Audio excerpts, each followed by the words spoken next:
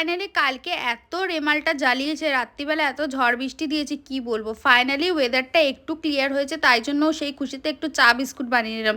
আজকে অনেক দিন পরে চা বিস্কুট খাচ্ছি, আর টোস্ট বিস্কুটের সাথে চা খেতে তো বিশাল মজা।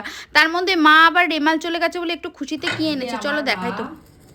বৃষ্টি ভেজা সন্ধ্যেবেলায় আমার জন্য কি নিয়ে এসছে দেখি, চলো। চাউমিন, আহা কি সুন্দর লাগে। এই হচ্ছে এগ চাউমিন, এখানে তো দেখতে পাচ্ছি না এগ কোথায় আছে। আর আমি সরু সরু চাউমিন হলে আমার ভালো লাগে, মোটা মোটা চাউমিন আমার একদম ভালো লাগে না।